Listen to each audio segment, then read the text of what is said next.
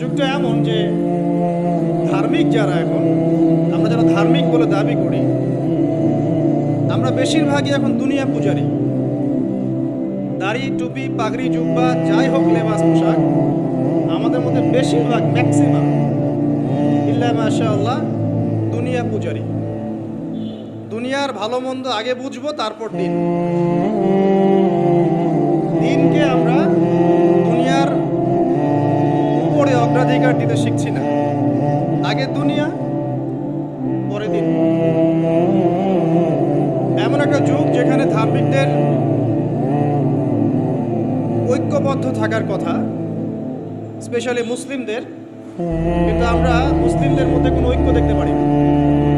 যতই ঐক্যের বলে আওড়াই না কেন, বাস্তবতা হচ্ছে এই যে আসলে এখানে ঐক্যের কোনো নামগন্ধ নাই, ঐক্যের কোনো নামগন্ধ নাই। কিন্তু আমরা চাই যে সবাই ঐক্যবদ্ধ হই, ঠিক আছে? অদ্ভুত যুগ। আমাদের যেমন সাহসী হওয়া উচিত ছিল, আমরা আসলে পারছি না। আমাদের যেমন ঈমান, শৌর্য, বীর্য এবং দূরদর্শিতা রাখা উচিত ছিল, আমরা আসলে পারছি না। ধর্মের মধ্যে আপনি দেখেন ম্যাক্সিমাম ধার্মিক দুনিয়াদার হয়ে আছে। দুনিয়ার স্বার্থ আগে, তারপর দিন। যে যার স্বার্থে দিনের কাজ করছে, আবার ঐক্যের স্লোগানও তুলছে। সবাই সবার মতোই দিনের কাজ করছে, আলাদা আলাদা হবে, আবার সবাই ঐক্যের কথাও বলছে। একজনকে বলেন যে ঠিক আছে, আপনারা সবাই মিলে একজন আলেমকে সিলেক্ট করেন যিনি মুসলিমদেরকে লিড দিবেন, দেখেন একজনকে সিলেক্ট করতে পারে কি না। একদিন বলেছিলাম সবাইকে নিয়ে বসে এক কাপ চা খাওয়ান, দেখেন পারেন কি না। কিন্তু মুখে কিন্তু সবাই স্লোগান তুলছি যে আল কোরআনের আলো, ঘরে ঘরে জানো, দুনিয়ার মুসলিম এক হও এক হও, কতই না স্লোগান। প্র্যাকটিক্যাল কোনো ইনিশিয়েটিভ নাই আসলে।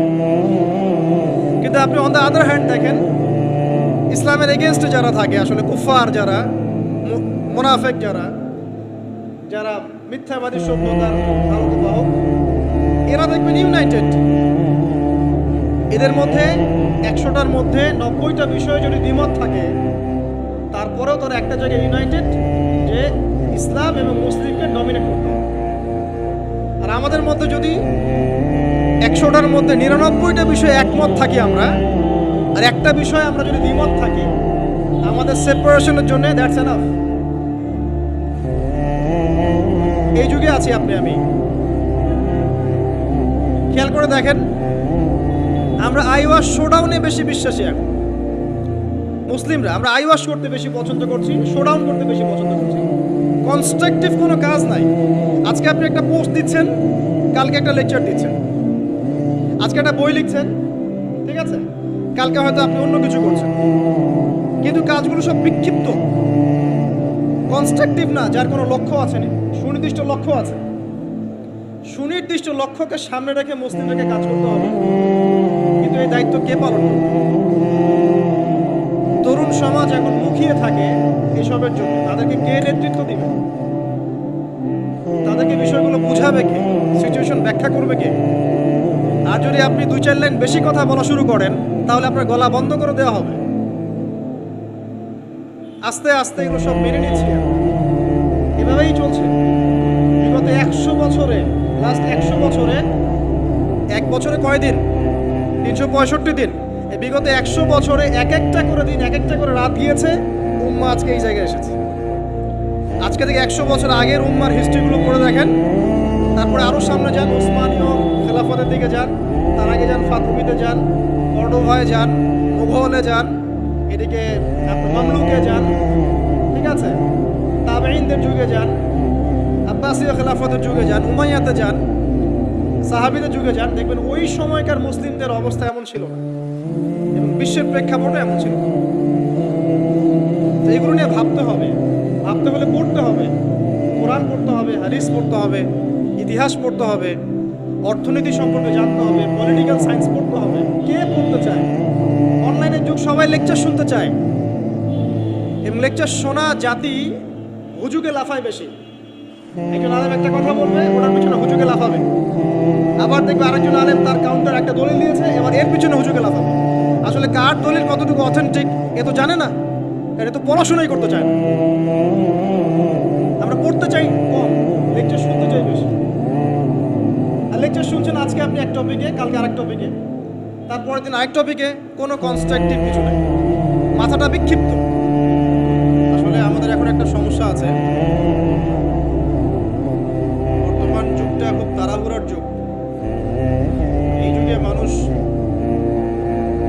ধৈর্য ধরতে পারে কম, সবর করতে পারে কম, সবকিছু ফলাফল মানুষ খুব দ্রুত চায়। যেমন স্মার্টফোন চালাতে চালাতে আমাদের মাথাটা খুব দ্রুত হয়ে গেছে, স্মার্টফোন চালাতে চালাতে সবকিছু খুব দ্রুত চাই আমরা আর কি। তো দিনের বিষয়ে আমাদের এই ব্যস্ততা এখন কমছে না, সবকিছু খুব দ্রুত চাই, তাড়াতাড়ি আমল করব, তাড়াতাড়ি জান্নাতে চলে যাব। দিনের জন্যে সবর করা, প্রচেষ্টা চালানো, ধৈর্য ধরা, হ্যাঁ, আঘাত নির্যাতন সহ্য করা, সবর করা, আবার পড়ে গেলে উঠে দাঁড়ানো, এত সময় কোথায় আমাদের? আর এখনকার যুগটা অদ্ভুত একটা যুগ, মানে যত এই যুগে আমরা বেঁচে থাকছি আমরা বিস্ময়ে হতবাক। মানে আসলে আবু বকর, ওমর, উসমান, আলী রাদিয়াল্লাহু আনহুম, আল্লাহ পাক তাদেরকে জান্নাতুল ফিরদাউস দান করুন, তারা যদি এই যুগে আসতেন, একদিন থাকলে আল্লাহকে রিকোয়েস্ট করতেন, আল্লাহ আমাদেরকে আবার আগের যুগে নিয়ে যাও, এখানে থাকতে পারবো। অদ্ভুত যুগ। যুগটা এমন যে ধার্মিক যারা, এখন আমরা যারা ধার্মিক বলে দাবি করি, আমরা বেশিরভাগই এখন দুনিয়া পূজারি। দাড়ি, টুপি, পাগড়ি, জুব্বা, যাই হোক লেবাস পোশাক, আমাদের মধ্যে বেশিরভাগ, ম্যাক্সিমাম ইল্লা মাশাআল্লাহ দুনিয়া পূজারি। দুনিয়ার ভালো মন্দ আগে বুঝবো, তারপর দিন। দিনকে আমরা দুনিয়ার উপরে অগ্রাধিকার দিতে শিখছি না, আগে দুনিয়া পরে দিন। এমন একটা যুগ যেখানে ধার্মিকদের ঐক্যবদ্ধ থাকার কথা, স্পেশালি মুসলিমদের, কিন্তু আমরা মুসলিমদের মধ্যে কোনো ঐক্য দেখতে পারি না। যতই ঐক্যের বলে আওড়াই না কেন, বাস্তবতা হচ্ছে এই যে আসলে এখানে ঐক্যের কোনো নামগন্ধ নাই, ঐক্যের কোনো নামগন্ধ নাই। কিন্তু আমরা চাই যে সবাই ঐক্যবদ্ধ হই, ঠিক আছে? অদ্ভুত যুগ। দেখবেন 5 ওয়াক্ত নামাজ পড়ছে মাশাআল্লাহ মসজিদ কমিটির সভাপতি হাজী সাহেব, সুদ ছাড়তে পারছে না। অদ্ভুত যুগ। দেখবেন যে মাশাআল্লাহ বাবা তাহাজ্জুদ গুজার, বাবা প্রত্যেক রাতে তাহাজ্জুদের নামাজ পড়ে মাশাআল্লাহ। মাও দেখবেন যে বোরখা পরে বাইরে বের হচ্ছে, মেয়ের গায়ে পর্দার বালাই নাই। অদ্ভুত যুগ। মানে মা আর মেয়ে বাইরে বের হয়েছে, মা মাশাআল্লাহ খাস পর্দা, যদিও তার দিকে কেউ তাকায় না, আর মেয়ের গায়ে পর্দার কোনো বালাই নেই।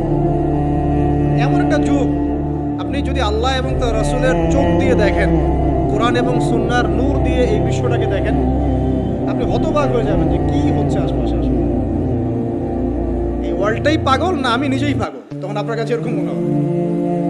এখন মনে হয় আমরা নিজেরাই মনে হয় পাগল, ওরাই মনে হয় সুস্থ। আপনি হয়তো ভাবছেন যে আপনি 5 ওয়াক্ত নামাজ পড়েন, মাশাআল্লাহ, রোজা রাখেন, যাকাত দেন, ইসলামিক লাইফ মেনটেন করেন, বাইরের জগৎটাও এমন। আসলে ব্যাপারটা এমন না। বাইরের জগৎটা ডেঞ্জারাস, ডিসগাস্টিং, মানে একটা ডেভাস্টেটিং বাইরের জগৎটা। পাপ, পঙ্কিলতা, অশ্লীলতা, ফাহেশা, হারাম, ব্যভিচার, জিনা, সুদ, ঘুষ, দুর্নীতি, হত্যা, রাহাজানি, ডাকাতি, চুরি, শব্দে ভর্তি বাইরে। আর আমরা মসজিদে এসে 5 ওয়াক্ত সালাত আদায় করছি আর মনে করছি আমরা সেফ। যতক্ষণ বাইরের পরিবেশটাও ইসলামের আদলে গড়ে উঠবে না, ততক্ষণ পর্যন্ত আমাদের ব্যক্তিগত জীবনের ইবাদত, পারিবারিক জীবনের ইবাদতগুলো দীর্ঘ সময় পর্যন্ত সাস্টেইন করতে পারবে না। অদ্ভুত যুগ। ঘরে ঘরে দেখবেন পরকীয়া চলছে, ম্যাক্সিমাম ঘরে ঘরেই পরকীয়া। স্বামী স্ত্রীকে নিয়ে সন্তুষ্ট না, স্ত্রীও স্বামীকে নিয়ে সন্তুষ্ট। আগে যেমন ডায়মন্ড খুঁজে পাওয়াটা খুব রেয়ার একটা ব্যাপার ছিল, এখন একটা কুমারী মেয়ে খুঁজে পাওয়াটা রেয়ার ব্যাপার হয়ে গেছে। বিয়ে তো করেন নাই, করতে যান সামনে, আর যারা করেছেন তারা তো আমার কথা বুঝবেন যে কারেন্ট জালেও যে জাটকা ধরা পড়তো, এখন আপনি কি বলবো পবিত্রতার জাল দিয়ে সার্চ করেন, দেখেন কয়টা কুমারী মেয়ে খুঁজে পান। স্কুল কলেজের মেয়েরাও এখন কুমারী নাই, স্কুল কলেজের মেয়েরাও এখন কুমারী নাই, অনেকেই নাই, ইল্লা মাশাআল্লাহ। পরিবারের লোকজন জানেও এগুলো, এটাই স্বাভাবিক। এখন গত লেকচারে কিছু কথা বলছিলাম যে মিডিয়ার মধ্য দিয়ে এমন একটা ট্রেন্ড চালু করা হয়েছে যে আস্তে আস্তে পাপগুলোকে স্বাভাবিক করে ফেলা হচ্ছে। সুদ খায় মানুষ, কোনো ফিলিংস নাই, মনে করে স্বাভাবিক, সবাই খায় আমিও খাই, এ যুগে না খেলে চলে নাকি। ঘুষ নেয় মানুষ, বলে স্বাভাবিক, ঘুষ ছাড়া কি চাকরি হয়, নর্মাল ট্রেন্ড। দুর্নীতি মানুষ করে, স্বাভাবিক, নর্মাল, ও তো করে, আমি করি তো কি হচ্ছে, আমার বড়জনও তো করে, সেই বড়জন বলছে আমি করি তো কি হচ্ছে, তার বড়জনও তো করে। এই করতে করতে টপ টু বটম সব দুর্নীতিবাজ, স্বাভাবিক, নর্মাল, আমরা মেনে নিয়েছি, এভাবেই চলছে। যুবকরা স্মোক করে, মাদক সেবন করে, নর্মাল, সব যুবকই তো করে। কলেজ ইউনিভার্সিটিতে আমি করলে কি সমস্যা?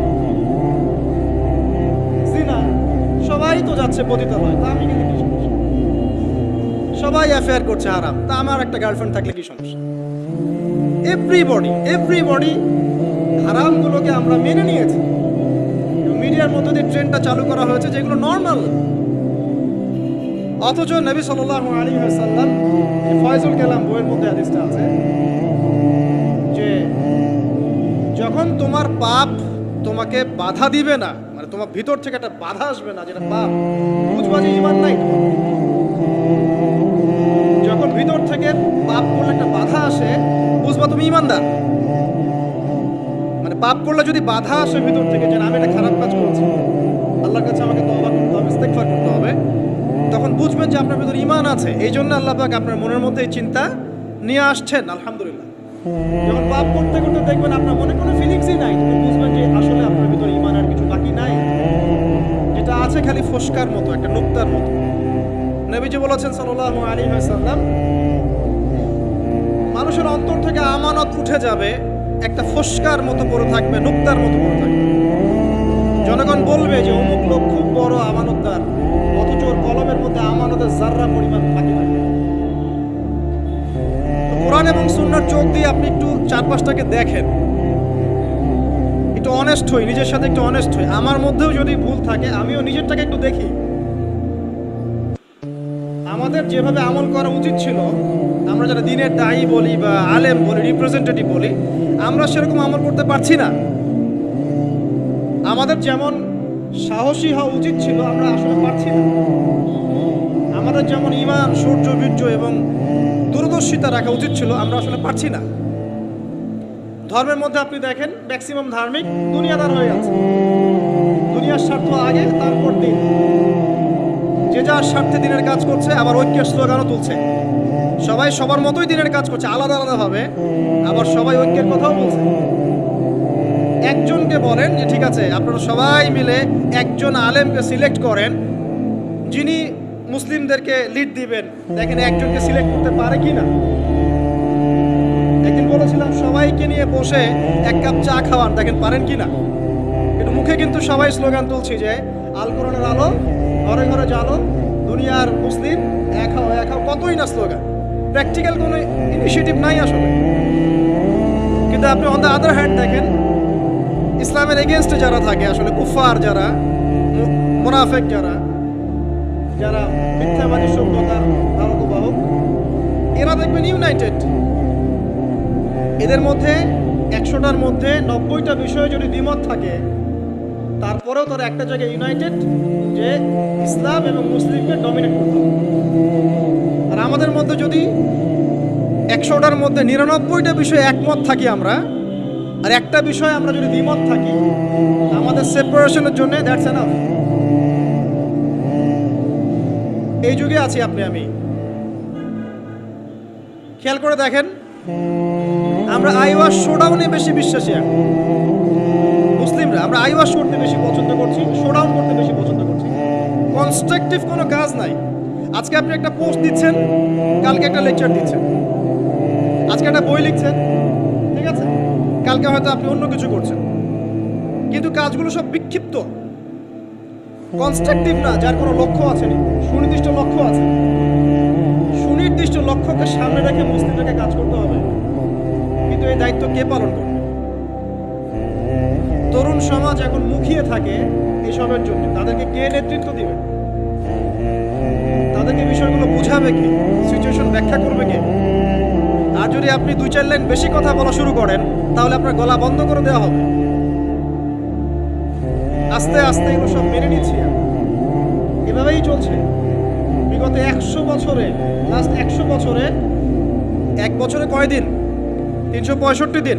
এই বিগত 100 বছরে এক একটা করে দিন, এক একটা করে রাত গিয়েছে, উম্মা আজকে এই জায়গায় এসেছে। আজকে থেকে 100 বছর আগের উম্মার হিস্ট্রিগুলো পড়ে দেখেন, তারপরে আরও সামনে যান, ওসমানীয় খেলাফতের দিকে যান, তার আগে যান ফাতিমিতে যান, কর্ডোভায় যান, মুঘলে যান, এদিকে আপনার মামলুকে যান, ঠিক আছে, তাবেঈনদের যুগে যান, আব্বাসীয় খেলাফতের যুগে যান, উমাইয়াতে যান, সাহাবীদের যুগে যান, দেখবেন ওই সময়কার মুসলিমদের অবস্থা এমন ছিল, বিশ্বের প্রেক্ষাপটও এমন ছিল। তো এগুলো নিয়ে ভাবতে হবে, ভাবতে হলে পড়তে হবে, কোরআন পড়তে হবে, হাদিস পড়তে হবে, ইতিহাস পড়তে হবে, অর্থনীতি সম্পর্কে জানতে হবে, পলিটিক্যাল সায়েন্স পড়তে হবে। কে পড়তে চায়? অনলাইনের যুগ, সবাই লেকচার শুনতে চায়, এবং লেকচার শোনা জাতি হুজুগে লাফায় বেশি। একজন আলেম একটা কথা বলবে, ওটার পিছনে হুজুগে লাফাবে, আবার দেখবে আরেকজন আলেম তার কাউন্টার একটা দলিল দিয়েছে, এবার এর পিছনে হুজুগে লাফাবে। আসলে কার দলিল কতটুকু অথেন্টিক এ তো জানে না, এটা তো পড়াশোনাই করতে চায় না। আমরা পড়তে চাই কম, লেকচার শুনতে চাই বেশি। আর লেকচার শুনছেন আজকে আপনি এক টপিকে, কালকে আরেক টপিকে, তারপরের দিন আরেক টপিকে, কোনো কনস্ট্রাকটিভ কিছু নেই, মাথাটা বিক্ষিপ্ত। কেমন জানেন? ধরেন যে আমাদের প্রত্যেকের বাসায় একটা করে ডায়েরি আছে। একটা এক্সাম্পল দেই, একটা করে ডায়েরি মনে করেন সবার বাসায় আছে। যুগটা এমন যে এই ডায়েরিতে আপনি যাই লিখবেন সবাই দেখতে পারবে, যাদেরকে আপনি অ্যাক্সেস দিবেন সবাই এই লেখাটা দেখতে পারবে। এখন আপনি মনে করেন বাসায় শুয়ে আছেন এসি রুমের নিচে, তা আপনি দেখছেন যে বিশ্বের কোনো জায়গায় মুসলিমকে নির্যাতন করা হচ্ছে, কোনো জায়গায় একটা মেয়েকে রেপ করা হলো, কোনো জায়গায় কি বলবো শিশুদেরকে বোম মেরে হত্যা করা হচ্ছে, কোনো জায়গায় জুলুম হচ্ছে ইত্যাদি। আপনি এগুলো শুয়ে শুয়ে দেখছেন, আপনার ডায়েরিতে আপনি এগুলো দেখছেন। এবার আপনি বিছানায় শুয়ে শুয়ে এগুলো নিয়ে চিন্তা করতে করতে করতে করতে আপনি ফেড আপ, যে আসলে কিছু তো করতে হবে, এগুলো তো মেনে নেওয়া যায় না, কিছু একটা তো করতে হবে, কি করব? তো লেপটা সুন্দর করে গা থেকে সরিয়ে, যোদ্ধার মতো একদম গা থেকে একদম কম্বলটা সরিয়ে উঠে ডায়েরিটা হাতে নিলেন, নিয়ে লিখলেন যে উম্মার আজকে এই অবস্থা, এই করতে হবে, সেই করতে হবে, এটা করতে হবে, ওটা করতে হবে। ডায়েরি বন্ধ করে রেখে দিলেন, আবার গেলেন। দিস ইজ ফেসবুক, এটাই ফেসবুক। কনস্ট্রাকটিভ কোনো কাজ নাই। আপনি আপনার মতো লিখলেন, শুয়ে পড়লেন, আরেকজনের মতো লিখলো, সে শুয়ে পড়লো, আরেকজন লিখলো, সে শুয়ে পড়লো। এরা ইউনাইটেড না, আর এদেরকে লিড দেওয়ার মতো কেউ নাই। আবার যারা ঐক্যের কথা বলছে, এরা ইন্টারনালি ডিভাইডেড। এভাবে কি একটা জাতি সফল হবে কিনা, এটা আমার প্রশ্ন। আমাদের আগে সামাজিক যোগাযোগ মাধ্যম ব্যবহার করার মানে যে কি বলবো নিয়ম শৃঙ্খলা শেখা উচিত। আসলে সামাজিক যোগাযোগ মাধ্যম কিভাবে ব্যবহার করতে হয়, ইফেক্টিভ ইউজিং শেখা দরকার অনলাইন সেকশনে। আমরা মোটেও সামাজিক যোগাযোগ মাধ্যম ইফেক্টিভলি ইউজ করতে জানি না। এই মাধ্যমটাকে আমরা বানিয়েছি সমালোচনার মাধ্যম, কাউকে ধুয়ে দেওয়ার মাধ্যম, মাঝে মাঝে একটু আইওয়া সোড়াও করার মাধ্যম। একজন উমরা করতে গিয়েছে, ছবি সেলফি এই সেই, ভাই কি দরকার আছে আপনার উমরা করতে গিয়েছেন এত মানুষকে জানানোর কি দরকার আছে? একজন লেকচার দিতে এসেছেন, গাড়ি থেকে নামলাম, সবাই ভিডিও সেলফি ফোনস স্লোগান। আমি কাকে দেখাচ্ছি আসলে? আর এগুলো যাদেরকে দেখাচ্ছি, এটা দেখায় আমার লাভটা কি আসলে? আল্লাহ পাক কি আমার এই দেখার মুখাপেক্ষী নাকি? আমার মনে যদি ইখলাস ও নিয়াত থাকে, নিয়াত বিশুদ্ধ থাকে, আমি তো গোপনে আসলেও নাকি আল্লাহ পাক দিবেন। আর আল্লাহ পাক যদি দেখাতে চান আমাকে, তাহলে আল্লাহ পাক আমাকে তুলে নিয়ে আসে সবার সামনে দাঁড় করায় দিবেন। যদি আমি পাহাড়েও লুকাতে চাই, আর আল্লাহ যদি চান যে আল্লাহ পাক আমাকে দেখাবেন সবার সামনে, আল্লাহ পাক ওখান থেকে তুলে আপনাকে দেখাবেন। আর যারা সবাইকে দেখাতে পছন্দ করে, আল্লাহ পাক ওদেরকে আস্তে আস্তে এখান থেকে মিটিয়ে দেন। দেখেন অনলাইন সেকশনে আমরা ইউজিং ঠিক মতো জানি না, আমরা এখানে সমালোচনার মাধ্যম বানিয়েছি, আইওয়াস শোডাউনের মাধ্যম বানিয়েছি, কনস্ট্রাকটিভ কোনো কিছু জাস্ট আবেগ ছাড়ার একটা মাধ্যম বানিয়েছি। সামাজিক যোগাযোগ মাধ্যম ইউজিংটা শিখতে হবে আগে, ইফেক্টিভ ইউজিং কিভাবে। যারা এগুলো লঞ্চ করেছে এরাও তো এগুলো ইউজ করে, ওরা কি আমাদের মতো করে ইউজ করে? ভেবে দেখেন তো। বরং আমরা কি ইউজ করছি তারা মনিটর করে এবং তারা কন্ট্রোল করে। আপনি একটা ভিডিও দেখেন ফেসবুকে, মনে করেন আপনি জমি কিনবেন, কথার কথা ফ্ল্যাট কিনবেন, একটা ফ্ল্যাট কেনার ভিডিও দেখতে থাকেন, আপনি দেখবেন যে পরের দিন যখন আপনি ঢুকবেন ফেসবুকে আপনাকে ওই ভিডিওগুলোই দেখানো হচ্ছে। তারা আপনার মাইন্ডটাকে রিড করে ফেলেছে। মানে কাজ নাই, সারাদিন খেয়ে দে অহেতুক কিছু বিষয় নিয়ে পড়ে থাকি। একটা ঘটনা ঘটার আগে আমরা এমনভাবে এটাকে ভাইব তৈরি করি, এটাই হচ্ছে আপনার মাইন্ড প্রোগ্রামিং। ঠিক এইভাবেই চিমারা এইসব মাধ্যমগুলো দিয়ে আমাদের মাইন্ড প্রোগ্রামিং করছে। তো দেখেন আমাদের ইফেক্টিভ ইউজিং শেখা দরকার, আইওয়াস শোনানোর দরকার নেই। এই যুগে আপনি ওই ডায়েরিতে লিখে কাজ হবে না, এই যুগে কনস্ট্রাকটিভ কাজ করতে হবে। যেমনটা কাজ করছে ইসলামের বিরোধী শক্তিরা, ওরা মিডিয়াকে কাজে লাগায় ঠিকই, কিন্তু ওদের স্বার্থে কাজে লাগে। ওরা মিডিয়া ওদের মতো করে কন্ট্রোল করে, ওদের মতো করে নিউজ করে। যখন ওরা সারা বিশ্বে ছড়িয়ে দিল যে মুসলিমরা সন্ত্রাসী এবং মুসলিমরা জঙ্গি, সবাই দাড়ি টুপি দেখলে বাঁকা চোখে তাকানো শুরু করে, এ মনে হয় জঙ্গি, এ মনে হয় জঙ্গি, ওই বোরখার নিচে মনে হয় বোম আছে ইত্যাদি। এই ভাইভটা কে তৈরি করলো? হ্যাঁ, ওরাই তৈরি করলো। কোনোদিন কি কোনো মুসলিমকে আল্লাহ পাক অনুমতি দিয়েছেন যে সে মানে একটা নিরপরাধ মানুষকে হত্যা করবে? এই অনুমতিকে আল্লাহ পাক দিয়েছেন? অথচ ওরা এমনভাবে ফুটিয়ে তুলছে যে মুসলিমরা মনে হয় নিরপরাধ মানুষকে হত্যা করে, এরা মনে হয় সন্ত্রাসী, বোমাবাজি করে ইত্যাদি। মিডিয়া ভাই, ওরা ওদের স্বার্থে মিডিয়া ইউজ করছে। এই যুগে আপনি আমি থাকি, তাহলে কতটা স্মার্ট হয়ে দিনের কাজ করা উচিত সেটা বোঝাও দিল আমাদের। দেখবেন অফলাইনে মাঠ পর্যায়ে দিনের কাজ বেদিনেরা তাদের কাজ করছে, যারা বেদিন তারা ওদের কাজ ঠিকই করছে। আমরা এরকম একটা যুগে বাস করছি। এইসব ডায়েরিতে, ভার্চুয়াল ডায়েরিতে নিয়ে, ভার্চুয়াল ডায়েরিতে যুদ্ধ করে কোনো কাজ নাই। প্র্যাকটিক্যালি পড়াশোনা শিখতে হবে, আগে ইলম অর্জন করতে হবে, আলেম ওলামার কাছে আসতে হবে, তাদের সোহবতে এসে দিন শিখতে হবে এবং আমলটা বাড়াতে হবে, তাসকিয়া আত্মশুদ্ধি বাড়াতে হবে, ভিতরের আত্মশুদ্ধিটা বাড়াতে হবে, হালাল উপার্জনের দিকে ফোকাস করতে হবে। মুসলিম উম্মার মধ্যে কোনো বিভক্তি ছড়ানো যাবে না। ইউনাইটেড করতে পারি না পারি, বিভক্তি ছড়ানো যাবে না। যে ইস্যুগুলো মাইনর, এগুলো নিয়ে এত বেশি ঝগড়া করা যাবে না, ফাসাদ ক্রিয়েট করা যাবে না। এছাড়া আপনার পরিবারের যে আদর্শ, এটাকে শক্ত করতে হবে, বাচ্চাদেরকে মানুষ করতে হবে, সন্তানদিকে মানুষ করতে হবে, কনস্ট্রাকটিভ কাজ করতে হবে। এডুকেশনাল ইনস্টিটিউশন গড়ে তোলেন, শিক্ষা প্রতিষ্ঠান গড়ে তোলেন, সমাজ কল্যাণমূলক কোনো ফাউন্ডেশন করেন, মানবতা সেবায় কাজ করেন, দেশকে ভালো কিছু দেন, রাষ্ট্রকে ভালো কিছু দেন, ভালো করে পড়াশোনা করে রাষ্ট্রীয় বড় বড় পদে চাকরি করেন। যত বেশি মানুষ, ভালো মানুষ সেখানে যাবে, আশা করা যায় তত দুর্নীতি কমে যাবে ইনশাআল্লাহ। এখান থেকে সরে আসার দরকার নাই, বরং আপনি আরো বেশি করে পড়াশোনা করেন, বিসিএস ক্যাডার হন, বড় বড় পোস্টে যান, সততা নিয়ে, ইমান নিয়ে এমপি মন্ত্রী হন, হয়ে দেশ শাসন করেন, কনস্ট্রাকটিভ কাজ করেন। আমি বুঝাতে চাচ্ছি যে আমরা এমন একটা যুগে আছি যে আমরা কাজের চেয়ে আইওয়াস শোডাউন এবং অপরিপক্কতায় বেশি পরামর্শী। আমাদেরকে একটু পরিপক্কতা প্রদর্শন করতে হবে এবং আগে যুগটাকে রিড করতে হবে। তো রিড করার বিষয়ে আপনাকে বলছিলাম যে এমন একটা যুগে আপনি আছেন, ধর্মের মধ্যে এরকম কলিউশন আছে এবং এটা আমরা মেনেও নিচ্ছি স্বাভাবিকভাবে। ব্যক্তি জীবনে আসেন, এবং ব্যক্তি জীবনের মধ্যে দিনদারিতা কমে যাচ্ছে।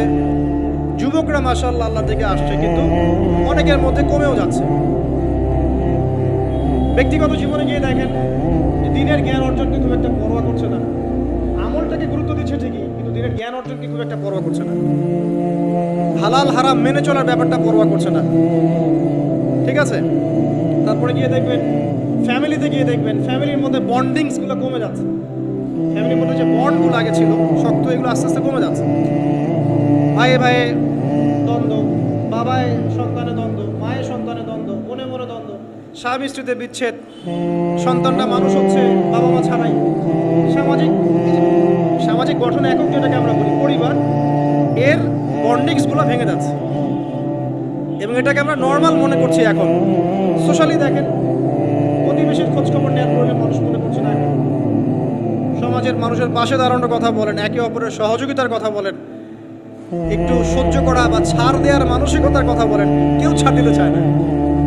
ছাড় দেওয়ার কোনো মানসিকতা নেই। কে কাকে ডিঙ্গিয়ে সামনে যাবে, কে কার ক্ষতি করে উঠবে, এগুলো আমাদের ট্রেন্ড হয়ে গেছে।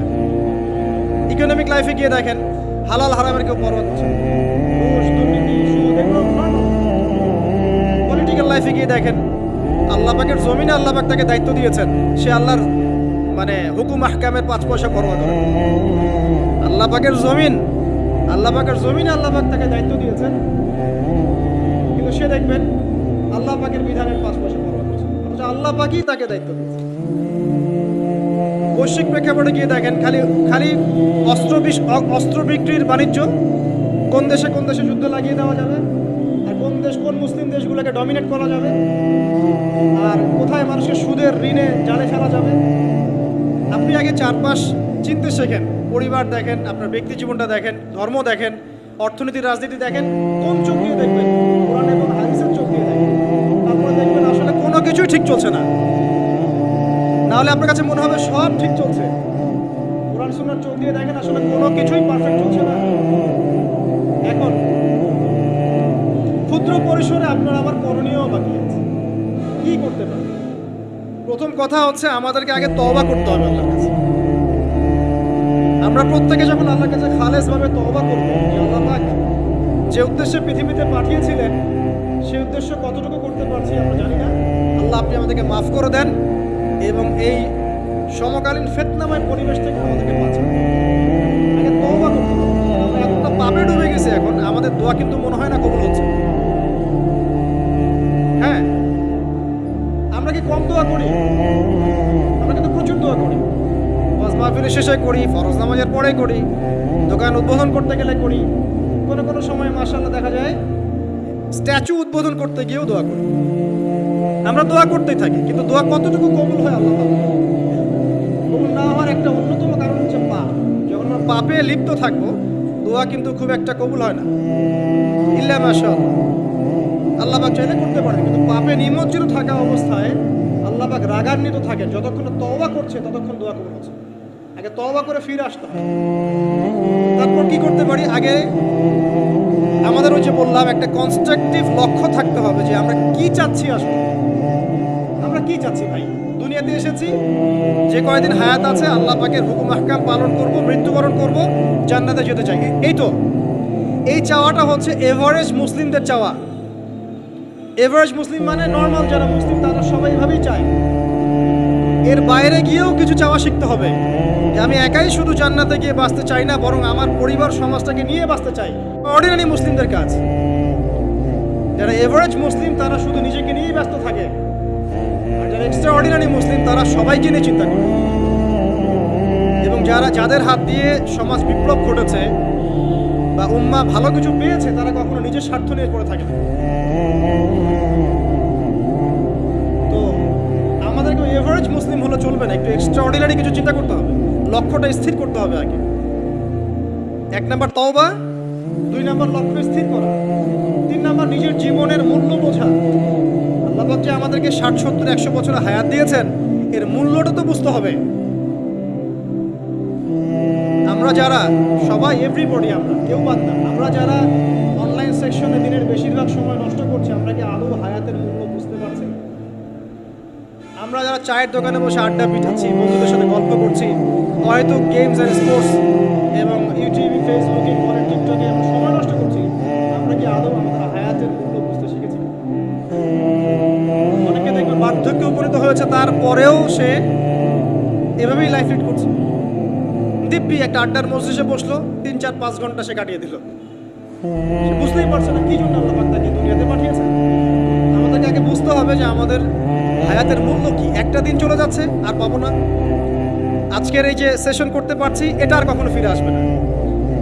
যদি এখান থেকে উপকৃত হতে পারি আলহামদুলিল্লাহ, না পারলে এই সুযোগটা আল্লাহ পাক আর দিচ্ছেন না। এই দিন চলে যাবে, সূর্য ডুবে গেছে, টাইম শেষ। যারা এখন কবরবাসী হয়েছে তারা অনেকেই চাইতো যে আমরাও দিনের জন্য কিছু করব, আল্লাহকে পাবো, রাসূলকে পাবো, পরকালে জান্নাত পাবো, নামাজ করব, ওই সুযোগটা তারা পায় নাই। আর এখনকার যুব সমাজদেরকে পরকালীন চেতনায় উদ্বুদ্ধ করাটাই মূল চ্যালেঞ্জ। অন্য কোনো কিছু দিয়ে আপনি ওদেরকে আল্লাহর পথে ফেরাতে পারবেন না। ওদের মধ্যে যখন মৃত্যুর ভয় থাকবে, পরকালের জবাবদিহিতার ভয় থাকবে, অটোমেটিকলি ওরা গার্লফ্রেন্ড ছেড়ে দেবে, মাদক ছেড়ে দেবে, জেনা ছেড়ে দেবে, পর্নোগ্রাফি ছেড়ে দেবে, এভরিথিং তারা ছেড়ে দেবে যখন তাদের মধ্যে পরকালীন চেতনা থাকবে। হায়াতের মূল্যটা বোঝা একটা বড় চ্যালেঞ্জ। আল্লাহ পাক আমাদের সবাইকে হায়াতের মূল্য বোঝার তৌফিক দান করুন। হায়াতটা কাজে লাগাবো কিভাবে? লাস্ট খুতবাতে আমি বলেছি যে প্রফেটিক লাইফস্টাইল কেমন হবে এবং প্রোডাক্টিভ মুসলিম কিভাবে হবে, এটা আমাদের চ্যানেলগুলোর মধ্যে আছে। সকাল থেকে সন্ধ্যা পর্যন্ত, রাত পর্যন্ত কিভাবে আমরা টাইম ব্যালেন্স করবো এটা নিয়ে আলোচনা করা হয়েছে। এটা আপনারা দেখে নেবেন ইনশাআল্লাহ, এখানে সব কিছু দেওয়া আছে মোটামুটি। তাহলে 1 নাম্বার তাওবা, 2 নাম্বার একটা লক্ষ্য, 3 নাম্বার নিজের হায়াতের মূল্য বোঝা, 4 নাম্বার আমল। এবার আমল, দিন রাতের যে আমলগুলো নবী সাল্লাল্লাহু আলাইহি ওয়াসাল্লাম করতেন, আমাদেরকে এই আমলগুলো শক্তভাবে আঁকড়ে ধরতে হবে, ছাড়া যাবে না। কারণ যতই আমি বড় বড় কথা বলি না কেন, নিজে যদি আমল করে সেটাকে প্রতিষ্ঠিত করতে না পারি, আসলে এই কথাগুলো তাসির হবে না। যত বড় বড়ই কথা বলি আমরা, অন্যের দিকে যতই আঙ্গুল তুলি, বিশ্ব নিয়ে কথা বলি, অর্থনীতি নিয়ে কথা বলি, রাজনীতি নিয়ে কথা বলি, ঠিক আছে, পরিবার নিয়ে কথা বলি, সমকালীন ফিতনা নিয়ে কথা বলি, আমল যতক্ষণ পর্যন্ত নবী সাল্লাল্লাহু আলাইহি ওয়াসাল্লামের মতো না হচ্ছে, ততক্ষণ পর্যন্ত কথা শুধু তাত্ত্বিক থেকে যাবে, বাস্তবতার কোনো প্রায়োগিক ফলাফল পাওয়া যাবে। তো আল্লাহ পাক আমাদের সবাইকে নবী সাল্লাল্লাহু আলাইহি ওয়াসাল্লামের মতো 24 ঘন্টা কাটানোর তৌফিক দান করুন। একদম রাত থেকে শুরু করে আবার রাত পর্যন্ত যেভাবে নবী সাল্লাল্লাহু আলাইহি ওয়াসাল্লাম ঘুমাতেন, উঠতেন, ইস্তেনজা করতেন, নামাজ পড়তেন, জামাতে 5 ওয়াক্ত নামাজ পড়তেন, দিনের জ্ঞান অর্জন করতেন, পড়ান, মানুষের শেখাতেন, ব্যবসা বাণিজ্য করতেন, প্রতিটা কাজ যেন নবীর মতো করে হয়, এই চ্যালেঞ্জটা নিতে হবে। আগে 40 দিনের টার্গেট নেই একটা, যে আগামী 40 দিন আমরা নবী সাল্লাল্লাহু আলাইহি ওয়াসাল্লামের মতো লাইফ লিড করব। যদি পারি ইনশাআল্লাহ আমাদের দ্বারা কিছু হবে, যদি না পারি বুঝতে হবে আমরা শুধু কথায় পারদর্শী, আমাদের কাজের কোনো আসলে নাই। তো আমরা বিশ্বাস করি যে আমাদের তরুণ প্রজন্ম শুধু কথায় পারদর্শী না, তারা কাজ করেও দেখাতে পারবে ইনশাআল্লাহ। হয়তো বার্ধক্যে যারা আছে তারা হয়তো পারবে না, তারা হয়তো চাচ্ছে কিন্তু পারছে না। অনেক মুরব্বী আমার পরিচিত আছেন যারা চান আরো বেশি আমল বাড়াতে, কিন্তু পারছেন না, শরীর কুলাচ্ছে না, ডায়াবেটিস, প্রেশার আর অনেক সমস্যা। আর যদি পরিবারের মধ্যে ঢুকে যান, বিয়ে শাদীর মধ্যে, তাহলে তো অবস্থা খারাপ হবে। আর যদি মাশাআল্লাহ এই যুগের কোনো দিনদার ক্যাটরিনা কাইফ ভাগ্যে জোটে, তাহলে তার পিছনেই সারা জীবন চলে যাবে। সো পরিবারে ঢোকার আগেই, মানে বিয়ে শাদী করে সংসার গোছানোর আগেই পড়াশোনাটা শেষ করে ফেলেন, কারণ ওর পরে রেসপন্সিবিলিটি বাড়বে, আপনার অনেক কাজের চাপ চলে আসবে। এগুলো সুন্দর মতো ব্যালেন্স করা খুব ডিফিকাল্ট, এত সহজ না। যুগটা ভাই এত কঠিন যে সব কিছু পারফেক্টলি করার চেষ্টা করার পরেও কখনো কখনো হিমশিম খেয়ে উঠে পারি না। আর আমরা যারা দিনের কাজও করি, অনেক সময় দেখা যায় আলেম বা মুফতি বা মুহাদ্দিস বা দায়ী, দেখবেন তাদেরকে বাজার করতে হয়, পরিবার মেনটেন করতে হয়, সন্তানের লেখাপড়া দেখতে হয়, তাদেরকে অডিয়েন্স ডিল করতে হয়, মিডিয়া ডিল করতে হয়, মানুষের সমালোচনার অ্যান্সার করতে হয়। কাজের শেষ নেই, মাথা খাটাতে খাটাতে আপনি টায়ার্ড। অথচ উচিত ছিল এই মানুষটাকে রিল্যাক্সে রেখে দেওয়া, আপনার কাজ শুধুমাত্র দিনের জ্ঞান অর্জন করা, বড় বড় ডিগ্রি সার্টিফিকেট অর্জন করা, গবেষণা করা, আলেম ওলামার সহবতে যাওয়া, কিছু লেখা, কিছু বলা, যাতে ন্যাশন উপকৃত হয়।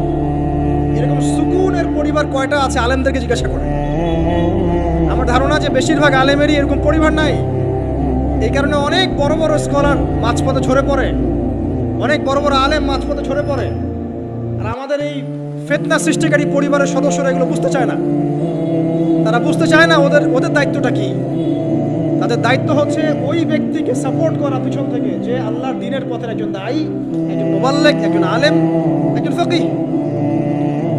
এক্ষেত্রে আল্লাহ পাক হয়তো আমাদেরকে পরীক্ষা করছেন অথবা গুনাহ মাফ করছেন, কিন্তু এটা হওয়া উচিত ছিল না। যারা দিনের পথে কাজ করবে তাদের পরিবারটা হবে সেই রকম যেন পরিবার থেকে কোনো প্রেশার তার মধ্যে না আসে, মানসিকভাবে সে যেন স্ট্রেস না পায়, রিল্যাক্সে সে দিনের কাজ করতে পারে। দেখবেন তার দ্বারা লক্ষ লক্ষ কোটি কোটি মানুষ উপকৃত। এই জন্য অনেক, হ্যাঁ এটা ঠিক বলেছো ভাই, এই জন্য অনেক বড় বড় মুহাদ্দিস ছিলেন যারা কিন্তু আসলে কোনোদিন বিয়ে করেন নাই। তবে এটা আমি নিরুৎসাহিত করছি। যদি আল্লাহ পাক একজন দিনদার স্ত্রী আপনাকে দান করেন, আর স্ত্রী শুধু একমাত্র পরিবারের অংশ না, আপনার এখানে মা আছে, আপনার বোন আছে, আপনার সন্তান আছে, ভাই বোন সবাই মিলেই পরিবার। একজন ভালো দেখবেন, বাকিরা হয়তো আপনাকে এভাবে সাপোর্ট করছে না। দিনদার স্ত্রী যদি সাথে থাকে ইনশাআল্লাহ আপনি বিশ্ব জয় করতে পারবেন। এটা আল্লাহ পাক নিয়ামত হিসেবে দেখ সবাইকে, সব যুব সমাজকে আমরা দোয়া করি। কিন্তু ডিসিশন নেওয়ার ক্ষেত্রে খুব সাবধান, সতর্ক থাকতে হবে। কারণ সব বোরখা পরার মেয়ের পিছনে কি দিন যেতে থাকে না। শেষ করছি ভাই, আমি আর বেশি লম্বা করবো না। কারণ দিনের ক্ষেত্রে ধৈর্যের ব্যাপারটা অনেক কম। যদি কোনো কনসার্ট হতো দেখতেন, হ্যাঁ 10 ঘন্টা ওয়েট করতে কোনো সমস্যা নেই। হ্যাঁ, যাত্রা, পালা গান, কনসার্ট, মুভিজ, এগুলোর জন্য টিকিটের লাইনের পর লাইন দাঁড়িয়ে থাকে, ঘন্টার পর ঘন্টা আছে। একটা ওয়ার্ল্ড কাপের টিকিটের জন্য 2-3 দিন স্টেডিয়ামের বাইরে দাঁড়া থাকতে পারে মানুষ। খুতবায় নামাজে যদি 5 মিনিট 10 মিনিট টাইম বেশি যায়, ও আর থাকতে পারছে না, অস্থির। মানে ওকে চারপাশ থেকে শয়তান ঘিরে ধরেছে আর কি, এবং চতুর্দিক থেকে শয়তান ওকে ওয়াসওয়াসা দিচ্ছে। চল ব্যবসা আছে, চল বাসায় বউ ডাকতেছে, চল বাচ্চা অসুস্থ, অমুক তমুক, থাকতে পারবে। কয়টা বলছি? তওবা, লক্ষ্য স্থির করা, আপনার হায়াতকে কাজে লাগানো। এরপরে বলছি আমলের কথা। আমল যদি পারফেক্ট না হয় তাহলে আসলে আমাদের দোয়াগুলো ঝুলে থাকবে। আমল বেশি বেশি করলে ইনশাআল্লাহ তাআলা আল্লাহ পাকের নৈকট্য অর্জন করা যাবে, আল্লাহ পাকের মারিফত অর্জন করা যাবে ইনশাআল্লাহ। তখন সেই ব্যক্তির দ্বারা দিনের অনেক বড় বড় খেদমত হওয়া সম্ভব ইনশাআল্লাহ তাআলা। আল্লাহ পাক তৌফিক দান করুন। আর আমলের জন্য একটাই মানে নাসিহা আমার, সেটা হলো রাসূল সাল্লাল্লাহু আলাইহি ওয়াসাল্লামের 24 ঘন্টার যে দিন রাত, এই স্টাইলে আমাদেরকে রুটিন করতে হবে। ঘুম, খাওয়া, লেখাপড়া করা, দাওয়াতি কাজ সব কিছু একদম ওই রুটিন ওয়াইজ। ইনশাআল্লাহ তাআলা দেখবেন আপনার জীবনে বরকত হচ্ছে ইনশাআল্লাহ। আমি এমনও সালাফের কথা পড়েছি, আমি নাম এই মুহূর্তে ভুলে গেছি। তিনি যখন দার্স দিয়ে বাসায় ঢুকতেন, এত ব্যস্ত থাকতেন দিনই কাজে, দার্স দিয়ে বাসায় ঢুকতেন, যেই সময়টা তিনি ইস্তেঞ্জা করছেন বাথরুমে, ওই সময়টা তার সন্তান তাকে পড়াশোনা তো বাইরে থেকে, উনি ইস্তেঞ্জা করতে করতে শুনছেন যে তার সন্তান ঠিক করছে কিনা। এইভাবে তারা টাইম ব্যালেন্স করতেন। এই যুগে কিন্তু সম্ভব হচ্ছে আমাদের পক্ষে? বিভিন্ন ফেতনা চারপাশে, আমাদের শক্ত হতে হবে, দিনের ব্যাপারে শক্ত হতে হবে। আল্লাহ পাক তৌফিক দান করুন। 5 নাম্বার হচ্ছে হালাল উপার্জন।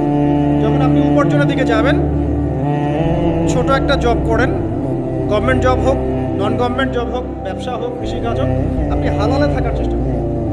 হারাম রিজিকের অনেক প্রলোভন সামনে থাকবে, হারামে যাবেন না ইনশাআল্লাহ তাআলা দেখবেন আল্লাহ রাব্বুল আলামিন আপনার অল্প রিজিকে বরকত দিবেন। দুনিয়াতে সন্তুষ্ট থাকা শিখতে হয়। অসন্তুষ্ট থাকলে আপনি কখনোই সন্তুষ্ট হতে পারবেন না। আজকে একতলা বাড়ি আছে, কালকে 2 তলা চাবেন। আজকে একটা গাড়ি আছে, কালকে আরেকটা চাবেন। এই চাহিদার কোনো শেষ হবে না। হালাল রিজিকে সন্তুষ্ট থাকলে ইনশাআল্লাহ আল্লাহ পাক এখানেই বরকত দিবে ইনশাআল্লাহ।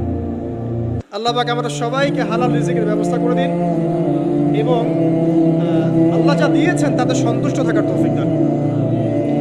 যুবকরা ব্যবসায় বেশি ফোকাস করতে পারে, বড় বড় গভর্নমেন্ট জবগুলোতেও ফোকাস করতে পারে, যেখানে গেলে আপনি সমাজের জন্য কিছু করতে পারবেন। আপনারা প্রশাসনের দিকে ফোকাস করতে পারেন, সেখানে যাওয়ার চেষ্টা করেন, ইমান নিয়ে সেখানে চলার চেষ্টা করেন। বাংলাদেশের যে ফোর্সগুলো আছে এখানে যাওয়ার চেষ্টা করেন, দেশের জন্য কিছু করেন। মুসলিমরা যদি এখান থেকে সরে আসে আস্তে আস্তে, তাহলে এখানে সমস্ত জায়গাগুলো খারাপ মানুষ দিয়ে ভর্তি হয়ে যাবে, তখন সিচুয়েশন আরও খারাপ হয়ে যাবে। যারা এগুলোতে যেতে পারছেন না, কৃষি কাজ করেন, কোনো নিজস্ব কোনো প্রজেক্ট লঞ্চ করেন, ক্রিয়েটিভ হন, উদ্যোক্তা হন, দেখবেন ইনশাআল্লাহ তাআলা আপনার ওই নতুনত্বের মধ্যে আল্লাহ পাক বারাকা দিবেন। আমি এমনও ভাইকে চিনি যারা লন্ডন আমেরিকা থেকে পড়াশোনা করে এসে বাংলাদেশে এসে এই যে বিভিন্ন অর্থনৈতিক যে প্রজেক্টগুলো আছে এগুলো লঞ্চ করেছে। আপনার ডেইরি প্রজেক্ট করেছে, পোলট্রি করেছে, হ্যাঁ, তারপরে কাপড়ের ফেব্রিক্সের ব্যবসা করেছে, ঠিক আছে, কম্বলের প্রজেক্ট করেছে, মানে অনেক ক্রিয়েটিভ অনেক কাজ করেছে, যেগুলো কিন্তু তারা না করলেও পারতেন, বড় চাকরি তারা করতে পারতেন। ক্রিয়েটিভ কাজ করেছেন, উদ্যোক্তা হয়েছেন, আল্লাহ পাক তাদেরকে এত সচ্ছলতা দিয়েছেন মাশাআল্লাহ, তাদের কাছে মানুষ এখন ধার চাচ্ছে টাকা পয়সা। আমি এমনও মানুষকে চিনি যিনি হারাম চাকরি ছেড়ে দিয়ে শশার ব্যবসা করা শুরু করেছিলেন। হারাম চাকরিটা কিন্তু বড় চাকরি ছিল, এই চাকরি ছেড়ে দিয়ে তিনি শশার ব্যবসা করা শুরু করেছেন। এখন তিনি মানুষকে টাকা ধার দেন। আমাদের এখানে এমন একজন ভাই আছেন যিনি সুদের চাকরির সাথে সম্পৃক্ত ছিলেন। কোনো একভাবে আল্লাহ পাক তার কানে এই মেসেজ পৌঁছে দেন এটা হারাম। তিনি 70 থেকে 80 হাজার টাকা বেতন পেতেন প্রতি মাসে। এখন তিনি কৃষিভিত্তিক প্রজেক্ট নিয়ে কাজ করছেন। আল্লাহ পাক তাকে সচ্ছল রেখেছেন। হালাল রিজিকে ফোকাস করেন, ইনশাআল্লাহ আপনার ইবাদত আল্লাহ পাকের কাছে সরাসরি কবুল হবে ইনশাআল্লাহ। আর হারামে গেলে ইবাদত কবুল হবে না, এটাই ফুল স্টপ। হারাম রিজিক থাকলে ইবাদত কবুল হবে না, এটা ফুল স্টপ। এখানে কোনো সুযোগই নাই জানেভাবে তাহবিল করার। 6, পার্ট টাইম দিনের দাওয়াতি কাজ সবাইকে করতে হবে। ইলম অর্জন করেছি, তওবা করেছি, এখন আমল করছি, হালাল রিজিক আছে, এখন পার্ট টাইম দিনের দাওয়াতি কাজ সবাইকে করতে হবে। শুধু একজন আলেম করবেন, ফকিহ করবেন, মুহাদ্দিস মুবাল্লিগ করবেন তা নয়, সবাইকে মিনিমাম পার্ট টাইম দায়ী হতে হবে। প্রথমে আপনার পরিচিত মহলের মধ্যে, তারপরে পরিবারে, তারপরে আপনার বন্ধু মহলে। আল্লাহ পাক বলার সামর্থ্য দিলে বলবেন, সুন্দর করে লেকচার দিতে বলে দিবেন, লিখতে পারলে লিখবেন। তবে এগুলো ওলামায়ে কেরামের সাথে পরামর্শ ভিত্তিক করলে ভুল হওয়ার সম্ভাবনা কমে আসবে। তবে ভুল হবেই, আর মানুষ ভালো মন্দ বলবেই, গীবত তহমত অপমান করতেই থাকবে।